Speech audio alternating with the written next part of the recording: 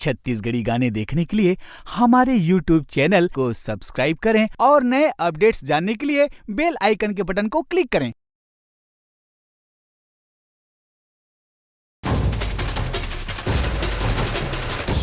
भैया तो लड़का साहब चाहते का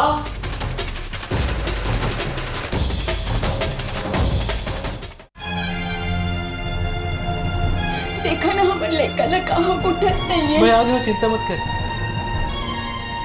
डॉक्टर साहब मोर लड़का का हो गए? तो लड़का ला सांप काटे जहर पूरा शरीर में फैल चुके हैं। अब एला माता रानी ही बचा पाई। जेन माहे लड़का दे है वो हमला कैसे छीन सकत है? धीरज रख, सब ठीक हो जाएगा। हे वा बंजारी, मोर लड़का ला ठीक कर दे, नहीं तो तोर देहरी में अपन सिर पटक पटक के अपन प्राण दे दूं।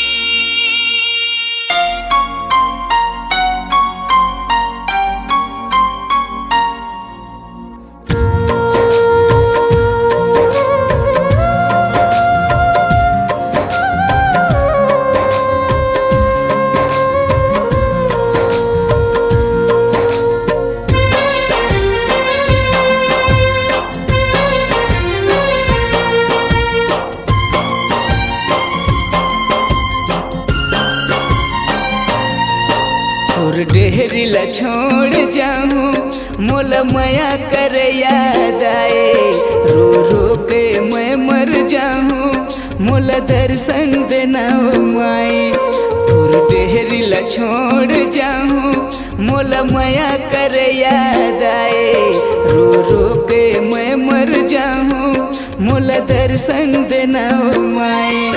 आओ फिर मैं तो नहीं आहूं, आओ फिर मैं बेटा ते कई बेटाए। तोर डेहरी ला छोड़ जाऊं मोला माया कर याद आए, रो रो के मैं मर जाऊं मोला दर्शन देना माए।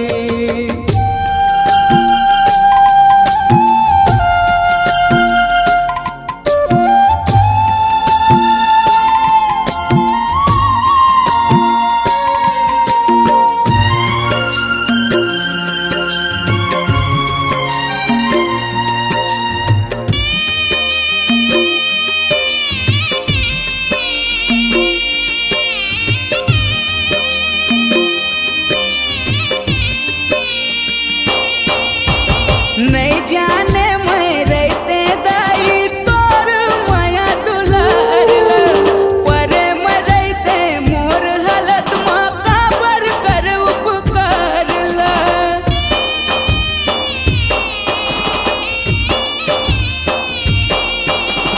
नहीं जाने मैं रहते दाई तोर माया दुलार ला, परे मैं रहते मोर हालत माँ काबर कर उपकार ला। मैं कद का तोला गोहाराऊं, रो रो के तोला बनाऊं। मैं कद का तोला गोहाराऊं, रो रो के तोला बनाऊं मोला दर्शन देना माए। तोर डेहरी ला छोड़ जाऊं मोला माया कर याद आए, रो रो के मैं मर जाऊं मोला दर्शन देना माए।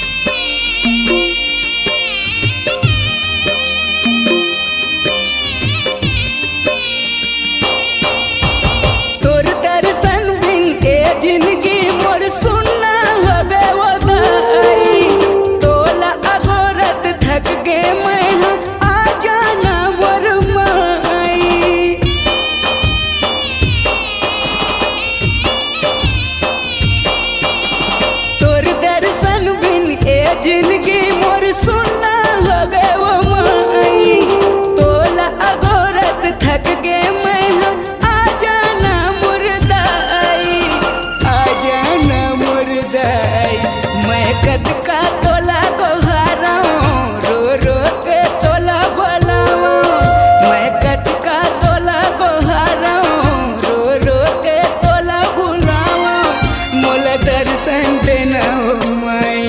तोर डेहरी ला छोड़ जाऊं मोला माया कर याद आए, रो रो के मैं मर जाऊं मोला दर्शन देना हो माई।